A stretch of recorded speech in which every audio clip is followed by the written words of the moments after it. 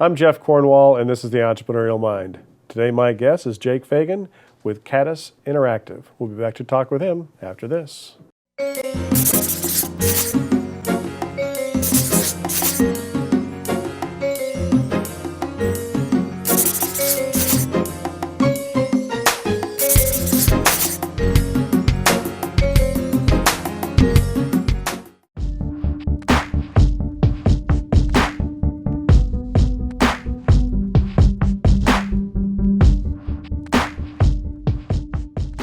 Welcome, Jake.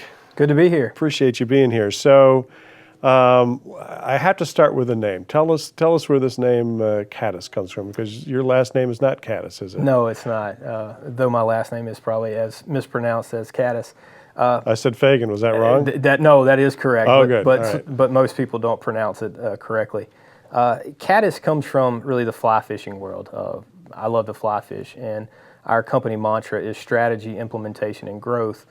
So caddis is really a reflection of the life cycle of a caddisfly.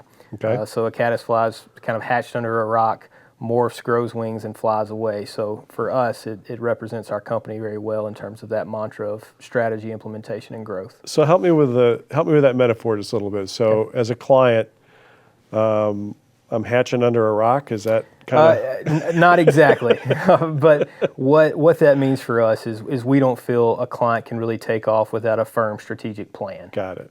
For us, strategy is the most important part of what we do because it sets the foundation for success.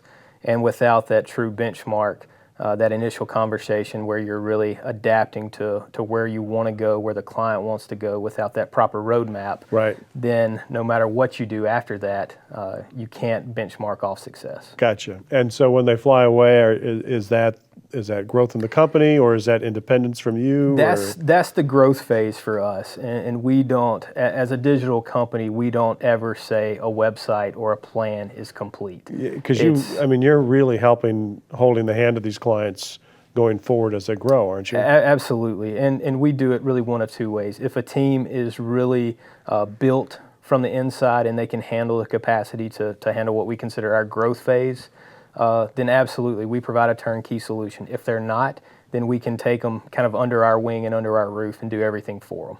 Interesting. So I bet you hear this a lot, because I hear this a lot from people I work with. They probably come to you and they say, all I need is a website.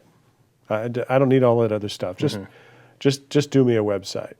And how would you talk to me as a client? Because you and I both know that a website doesn't go anywhere without the right tools and the right strategy behind it. Absolutely, and our philosophy on that is build the platform, feed the platform.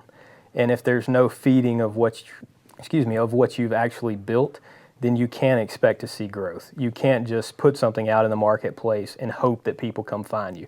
They're not going to Google what you do. They're not going to stumble across you unless you're kind of an anomaly. So without, again, that strategic plan, that purposeful meaning of feeding your website, feeding that platform on a daily, a weekly basis, you're not going to see any results. Right. So just launching a new website and praying that people come find you and buy a product, or generates leads or builds brand awareness, it just doesn't work. Right. So what are some of the big misconceptions that you see in terms of the social media part of that? Because that's another thing that I see, especially out of a lot of young entrepreneurs, they just kind of wave their hands and say, well, we'll use Facebook and Twitter and it'll be great. Yeah. But that's not that easy anymore, Well, is it? no, it's not. It's as Facebook has changed their algorithms, it's a much more pay-to-play game. What we found is you can truly build an audience on Facebook, and you can play in the paid world with a cost-effective mentality in mind. For us, it's not just about social media or blogging or SEO or all these other things. It's about how do they all complement each other. What are you doing to engage your customer base? We use the reference of building a bridge directly to your customer base, and how do you get them to get across that bridge and to truly become a brand loyalist. For us, that authoritative mentality is very, very important. I'm still amazed by how many people don't know who they're trying to speak to. Right. Even if it's multiple segments, 1 segment, 10 segments, most companies don't understand who they're talking to, which is kind of mind-blowing. Yeah, there's nothing new with that, though. Yeah. That's been a problem with Yeah. entrepreneurs for many a moon. Sure. So, one of the things that I've noticed that makes it even tougher for an agency like you right now is just the volume of stuff that's going on out there and the noise.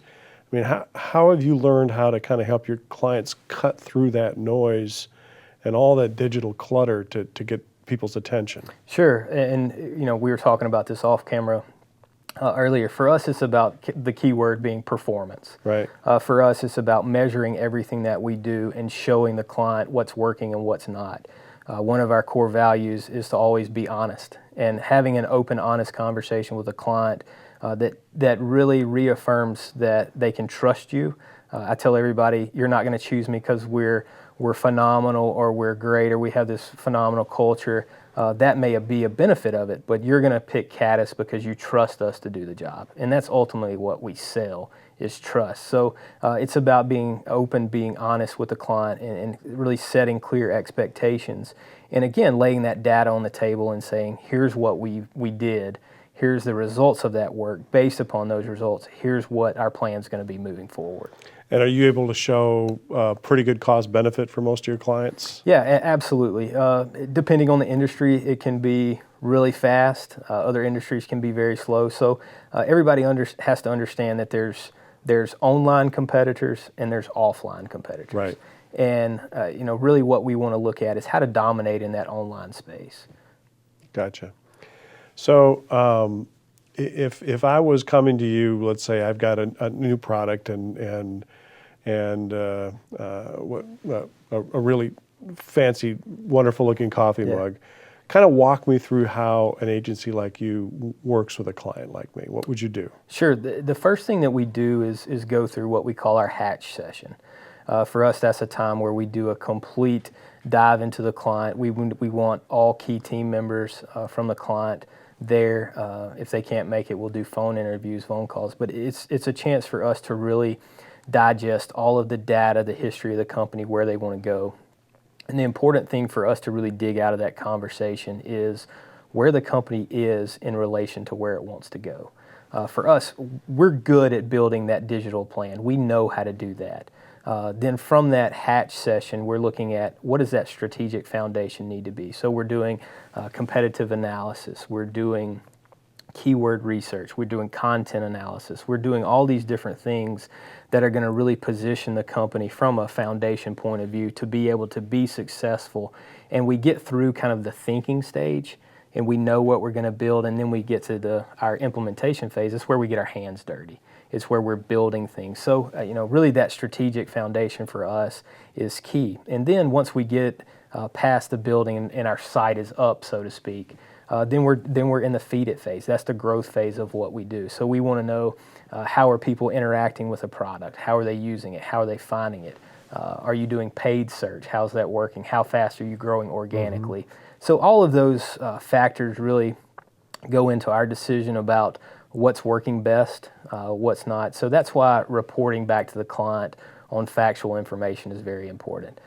One of the key things in our industry is to make sure that a client can separate emotion from data, and that's a very difficult thing to try to accomplish. Right, right. So do you ever kind of join a client at that point of feeding their platform? Oh, absolutely, yeah. We're big proponents of being able to take that vision and implement it, because a lot of clients aren't going to invest in building a team of experts right. To really target what they need to do in that growth phase. Yeah, they've gotten the basic platform up, but now they don't know what the heck to do with it. That's exactly right. So, it's kind of, we can build a turnkey element that if you do have the team to do it, we can hand it over and you can take it over with confidence that you have the tool sets needed to be successful. But in most cases, it makes a lot of sense for us to manage it, not only from a monetary standpoint, but also from an expertise standpoint. Gotcha. So what advice would you give? The level of your services is such that you're not going to be able to help the smallest of businesses. Mm-hmm. But what advice might you give the smallest of businesses so they can get successful enough so they can knock on your door and kind of get that more sophisticated strategic help? Yeah. What are some basic things that a small company can do? I would say the first thing is understand who you're targeting. I think in today's market, people get lost in this element of kind of chasing the unicorn idea. I mean, they see Facebook, they see Twitter, they see Instagram, they see all these big success stories. Right. Now it's Snapchat, and they think, wow, I want to create that. Yeah, everybody wants to create that. It's very, very difficult. So, I think be realistic about what you're trying to do, understand the audience that you're talking to, and be just desperately cognizant of how to talk to them. Build a brand that people want to be a part of. There's a company out of Chattanooga called Torch. Right. And they do an incredible job of being authentic in talking to their particular audience. So it's a modem base that basically protects, it gives parents the opportunity to protect their kids from how much time they're spending online. Right. So cool product, but they know how to talk to their audience, and it's unique and it's different. Gotcha. And probably patience is a big thing. Yes. There aren't that many big, quick hits anymore in your world, are there? It's a lot. No, It's a lot no. of building Yeah. and hard work. Absolutely. There's no, I think the days of overnight success are few and far between. I think that gets back to that clutter and that noise we were talking about in the market. It's just there's just too much around there. So Yeah, and I think the other thing that I would add to that is, are you giving people a reason to want to be a part of your team? right. And for us, what we love to do with a lot of our clients is, we're still huge proponents of content marketing. Right. I mean, if you're not giving people a reason to talk about you, if you're not giving people a reason to engage with you, they're not going to find you Right. unless you're going out and truly trying to solve problems Right. for them. Great to talk with you today, and I look forward to seeing you more around town and maybe getting you back here sometime soon. Sounds great. Thanks, Thank you. Jake.